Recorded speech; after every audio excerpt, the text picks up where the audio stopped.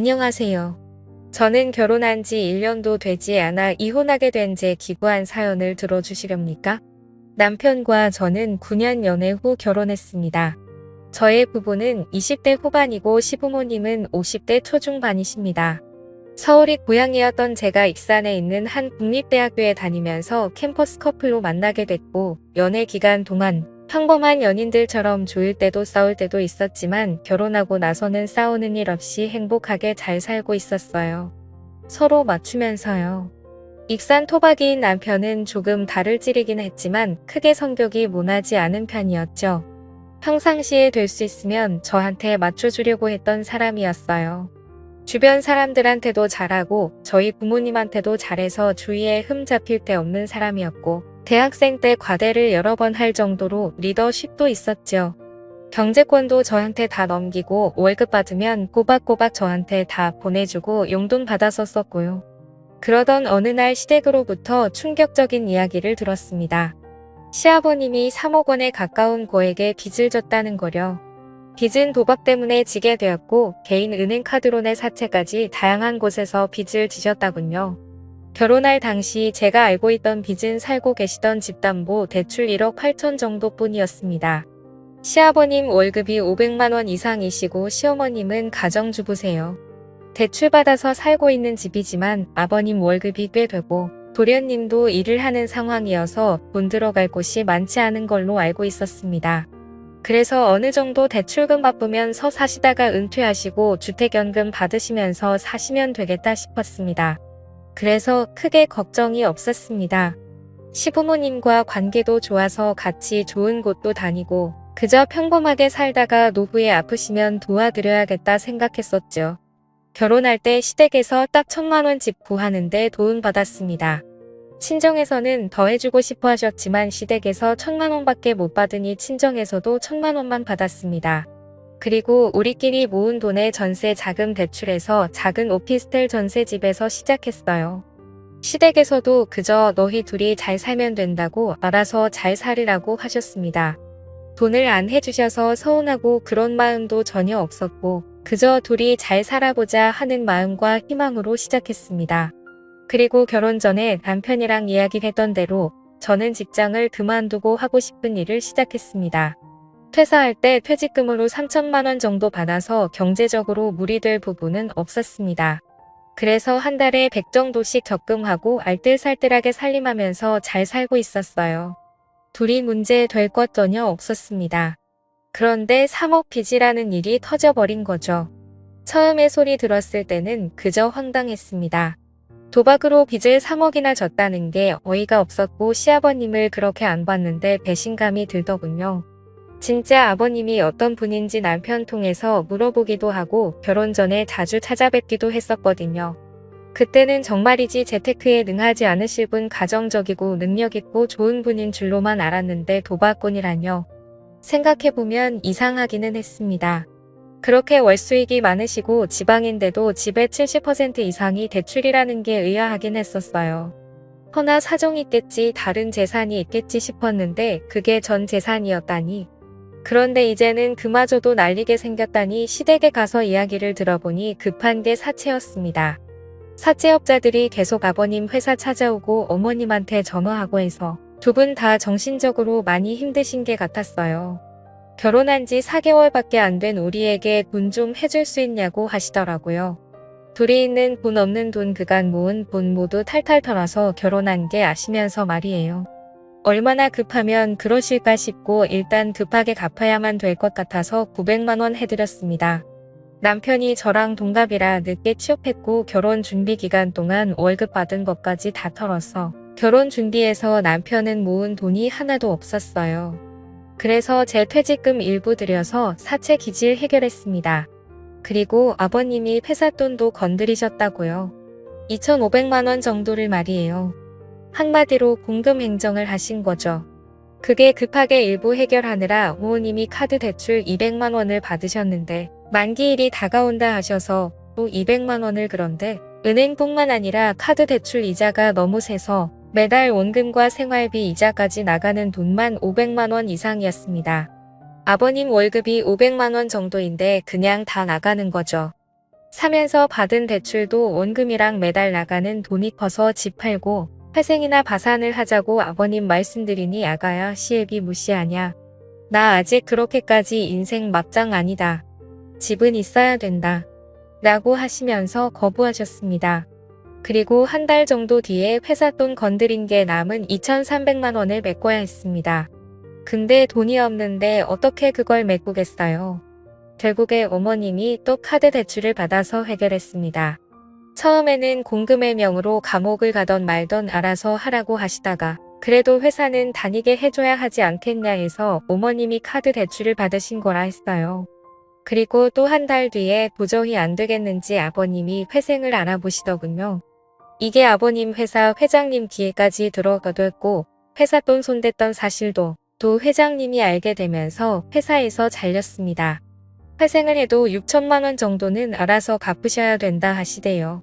그렇게 직장에서 잘린 이후에도 정신을 못 차리시고 매일 어디를 다니시는지 매일 밤 담배 냄새에 찌들어서 돌아오셨고 어머님이 또 대체 당신 어디 다녀왔냐 따져 물으시면 생활비가 필요해서 돈을 좀 벌려고 다니고 있다고 하시면서 되려 숨막히게 하지 말라며 어머님께 화를 내고 집을 뒤집어 놓으셨습니다.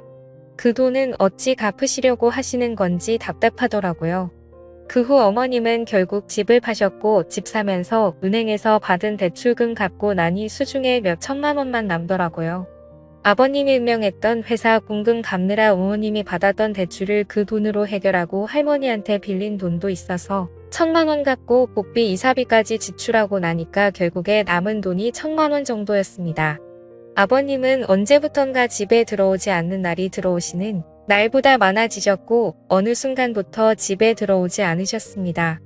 어머님은 아버님 생각만 하면 지긋지긋하다고 집에 오면 바로 이혼 도장 찍으라고 할 거라고 이혼 서류까지 준비해 두시고는 칼을 가셨습니다.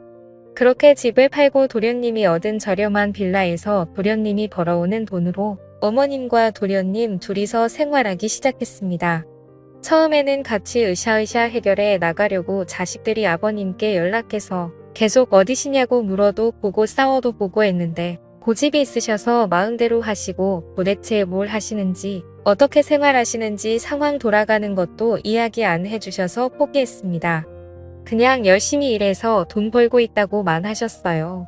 이렇게 해서 어찌어찌 아버님 포기하고 도련님 어머님만 산다고 해도 앞으로가 걱정이었습니다. 도련님도 돈 모아서 결혼해야 되는데 솔직히 상황이 이 정도면 어머님도 진작 뛰쳐나가서 일을 하셔야 하는 게 아닌가요? 자꾸 비가 오면 온몸이 뻐근하고 날이 좋아도 몸이 안 좋다고 하시면서 본인 하시고 싶은 일자리를 고르고 계시더군요.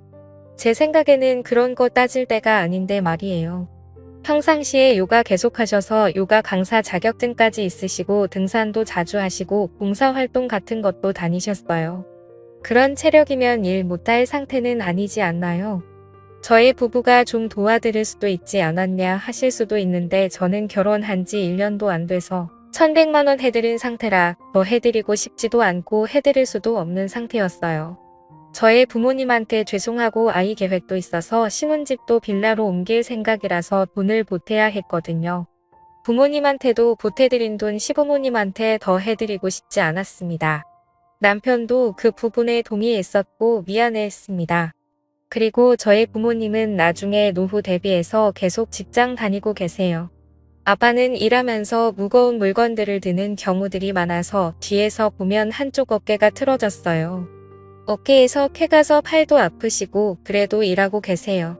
엄마는 사무직인데 컴퓨터를 하루 종일 보고 있으니까 눈도 건조하고 노안 때문에 숫자도 잘 안 보이고 야근도 하시고 힘들게 일하세요. 자식들한테 피해주기 싫다고 하시면서요. 이런 부모님을 보면서 일상생활 잘하시는 어머님이 건강 때문에 일을 하는 게 망설여진다는 게 저는 도무지 이해가 되지 않을 따름이었습니다. 그래서 단돈씩 20만 원이라도 경제적 지원해드리고 싶지 않았어요. 벌써부터 해드리면 나중에 더 의지할 것 같더라고요. 남편이 전화로 일은 어떻게 할 거냐고 해야지 않냐고 여쭈니 달에 돈 10만 원씩도 안 해주면서 다 키워놨더니 엄마한테 일하라고 하냐고 엄마 비우면 온몸이 쑤신다고 장마철에 나가 죽으라는 거냐고 너는 말을 꼭 그렇게 해야겠냐고 화내시더라고요. 남편은 엄마 서운한 건 알겠는데 우리가 이미 1100만 원 빚 갚는데 못 해드렸잖아요. 월 100만 원씩만 버셔도 저희의 형제 부담이 많이 줄어들 것 같아요. 그리고 엄마 노후를 위해서라도 하셔야죠. 진짜 엄마 생각해서 말씀드리는 거예요. 모든 걸 우리가 지원해드릴 능력이 안 돼요. 라고 장문의 문자를 보냈지만 일 터진 지 8개월이 지나도 어머니는 이 일은 어떻고 저 일은 어떻고 따지시며 단 한 번도 일을 나가려 하지 않으셨습니다. 제가 저희 외삼촌 식당에서 카운터 보는 게 나도 하시는 게 어떻겠냐고 말씀드린 적이 있었는데 어디 CM 일을 그런 식당 아줌마를 만들려고 하는 거냐고 성을 내시더라고요. 그러면서 저보고 다시 일을 시작하라고 새파람개 젊은 애가 남편이 벌어오는 돈만 쓰고 집에서 놀기만 한다고 하시대요. 저도 다시 일을 시작할 수는 있지만 이런 상황에서는 전혀 시작하고 싶지 않았어요. 제가 일 시작하면 분명히 지원해 줄게 기대하실 거고 안 해드리면 더 서운해하실 게 뻔했거든요. 안녕하세요. 저는 결혼한 지 1년도 되지 않아 남편도 처음에는 저한테 미안해하면서 1100만 원 해줬으니 충분히 해줬고 더 해줄 필요 없다고 했었는데 나중에는 저보고 일 시작하는 거 어떠냐고 눈치를 주더라고요. 일 시작하고 수입 늘어나면 월 10만 원씩이라도 드리자고 하면서요. 하지만 제가 벌 돈들이 앞으로 태어날 제 아이, 제 집, 제 노후 등을 위해 쓰이는 게 아니라 시댁 뒷바라지에 쓰일 거라고 생각하니 끔찍하고 싫었습니다. 솔직히 거의 월마다 시댁 쪽에 경조사 있어서 10만 원씩은 드리고 있었어요. 친정 쪽은 생일, 어버이날, 명절 때만 드렸고요. 귀한 딸 힘들게 키워놨더니 시댁 뒷바라지나 하는 거 보시면 저희 친정 부모님이 얼마나 속 터지시겠어요. 그런 모습 보여드리고 싶지도 않았어요. 친정집에서 김치 얻어가는 것도 죄송했습니다. 친정에서는 뭘 계속 주려고 하셨는데 그럴 때마다 속상했어요. 있을 때 잘해드리지라는 말도 하실 수 있어요. 하지만 저는 이런 끔찍한 상황은 아버님 어머님이 만드셨다고 생각해요. 아버님이 회사 핑계대고 모아놓은 돈을 계속 가져가셨어요. 적은 돈도 아니고 큰 돈 몇백 천만 원 이런 식으로요. 근데 그때마다 어머님은 그냥 방관하신 거예요. 아버님 성격이 워낙 큰 소리치고 그런 성격이라 싸우다가 포기하고 놓아버리신 거죠. 그리고 그 방관이 그 상황을 만든 겁니다. 그렇기에 두 분이 열심히 해결할 의지가 있어야 된다고 생각하는데 아버님 위에 말씀드린 상태이시고 어머님은 본인은 마냥 피해자라고 생각하시고 그래서 의지가 안 보이니 추가적으로 지원해드리고 싶지도 않고 그러더군요. 밑 빠진 독에 물 붓기라는 생각만 들어서요. 남편이 점점 힘들어하더라고요. 처음엔 티를 안 냈는데 날카로워지고 밤에도 술 먹고 늦게 들어오고 새벽에 들어오는 날도 많아졌습니다. 부모님은 부모님대로 아내인 저는 저대로 남편한테 화내고 하니까 속상해서 저러나 했어요. 남편은 아버님이 말씀하시기 전까지 정말 이런 일에 대해서 전혀 모르고 있었다고 했거든요. 평소에 경제적인 부분에 크게 관심이 없어 보였어요. 저한테 경제권을 완전히 맡겼었고 돈에 대한 욕심도 전혀 없어 보였고 소소하게 우리가 할 수 있는 선에서 열심히 살면서 살림을 꾸려나가자고 했었어요. 저도 그렇고 남편 부려님까지 부모님한테 뒤통수 맞은 거인 줄 알았습니다. 남편도 피해자라는 생각에 남편이 너무 안쓰러웠고 아무리 술을 먹고 늦게 들어와도 새벽에 들어와 술 주정을 부려도 다 이해해 주려고 했습니다.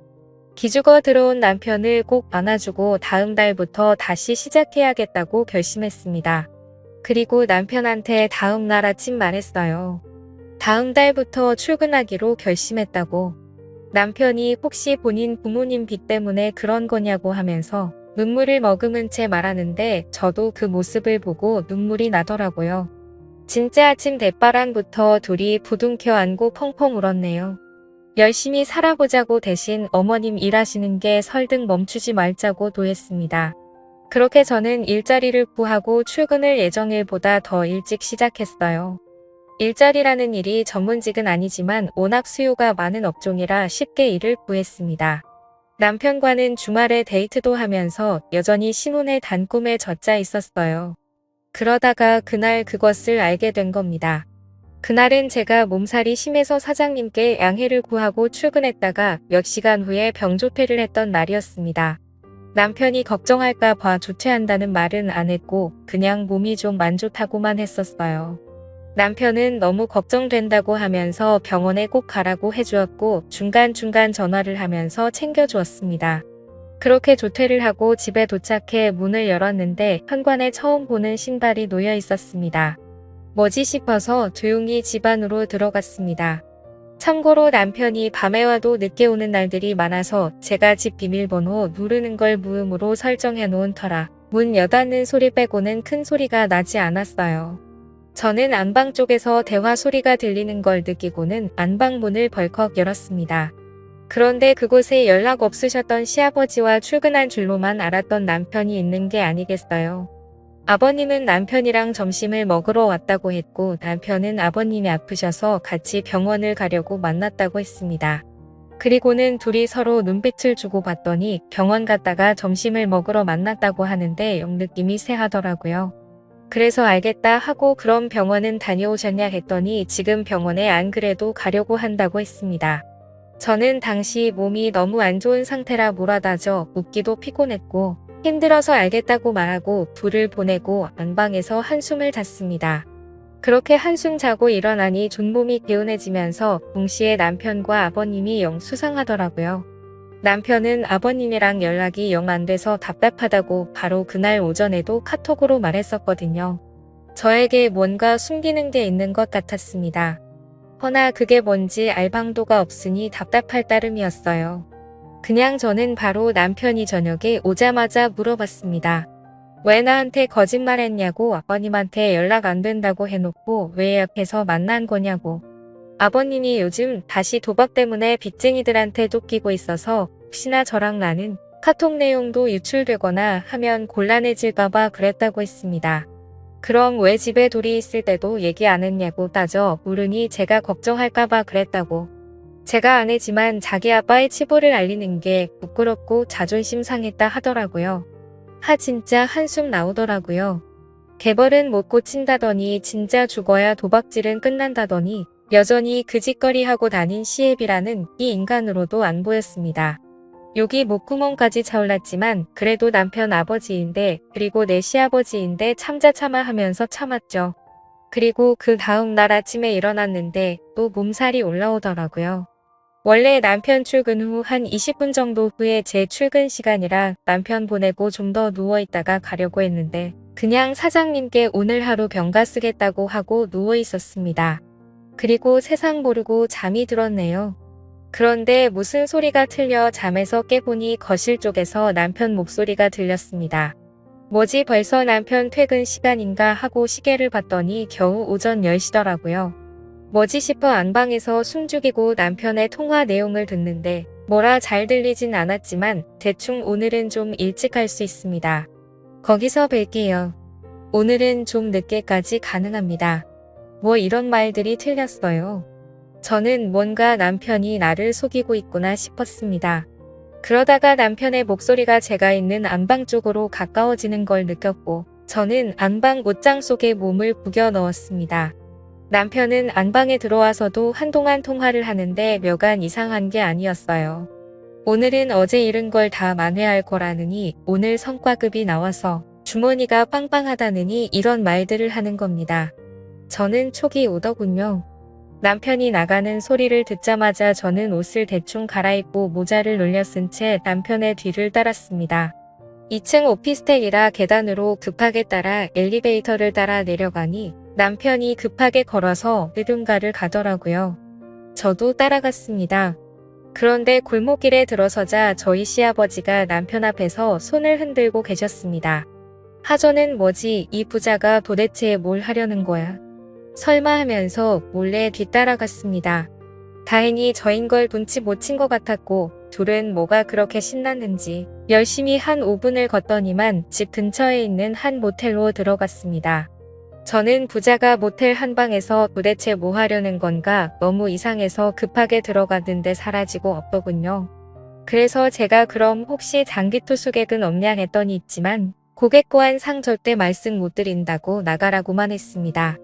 저는 어쩌지 발만 동동 구르다가 방 하나 대시를 하겠다고 하고 결제를 하고 제 방으로 들어갔습니다. 그리고 복도로 나가 남편에게 전화를 걸었어요. 혹시나 방 안에서 전화벨 소리가 들리진 않을까 신라 같은 희망을 품고요. 그런데 정말 가까운 복도 쪽에서 전화벨 소리가 들렸습니다. 저는 뭐지 하고 급하게 제 방으로 들어가 살짝 문을 열고 복도를 살피더니 제 남편이라는 놈이 복도 벽에 기대서 제 전화를 받는 게 아니겠어요. 저는 떨리는 목소리로 작게 여보 지금 어디야? 라고 물었고 제 남편은 아주 천연덕스럽게 어디긴 일하고 있지 거래처 왔어 라고 하더군요. 아 오늘 일찍 와 같이 저녁 먹고 싶어 라고 하자 어쩌지 거래처 부장님이 오늘 술 한잔 하자고 하시네. 우리 회사 가을이라서 어쩔 수가 없을 게 같아 이해해줘 하면서 애교 섞인 목소리로 말하더니만 여보 미안해 나 지금 끊어야 돼서 또 연락할게 하더니 전화를 또 끊더라. 저는 문틈 사이로 남편이 들어가는 방향을 캐치한 후 바로 나와서 그 방 문을 미친 듯이 두드렸습니다. 그랬더니 한참 뒤 남편이 아니라 우락부락한 목부터 팔까지 문신이 도배된 남자 한 명이 문을 열더니만 짜증스러운 목소리로 누구냐고 묻더군요. 저는 바로 그 방 안을 스캔했습니다. 그 방 안에는 담배 냄새가 너무 자욱해서 선명하게 보이지 않았지만 초록색 테이블이 하나 놓여져 있었고 거기에 여러 명의 사람들이 카드 같은 것을 가지고 게임을 하는 듯 했어요. 제가 거기에 서서 한참을 멍때리자 저를 발견한 남편과 시아버지라는 작자가 그 테이블 아래에 급하게 숨더군요. 진짜 그 모습을 혼자 보는 게 아까울 정도로 어이없고 웃겼습니다. 웃으면 안 되는 진짜 심각하고 화나는 상황이었는데 웃음이 나오대요. 저는 죄송합니다. 잘못 왔습니다라고 말한 후 바로 제 방으로 급하게 들어와 경찰에 신고를 했고 경찰은 바로 그 모텔 방을 급습해서 제 남편과 시아버지를 비롯해서 일당들을 검거했습니다. 그리고 경찰서에서 알게 된 사실이 남편은 시아버지의 도박을 모른 게 아니라 함께 해왔었고 그간 도박 빚은 시아버지 혼자의 빚이 아니라 함께 빚은 거였던 겁니다. 그래서 어머님도 저희가 그 빚을 갚는 게 당연하다고 하셨던 거고요. 저는 사기 결혼으로 고소하려 했지만 변호사는 그저 이혼 소송과 위자료 청구 소송 정도만 가능하다고 하셨고 긴 소송 끝에 결국 잦은 위자료 몇 천만 원을 받게 된 게 전부입니다. 아무것도 남지 않은 제 1년 동안의 결혼 생활 찢어지고 찢긴 가슴은 1년이 지나도 10년이 지나도 나아지질 않을 것 같습니다. 가족 사기단에 속은 제 이야기. 제가 생각해도 소설 같고 드라마 같네요. 제 암담한 사연을 들어주셔서 감사합니다.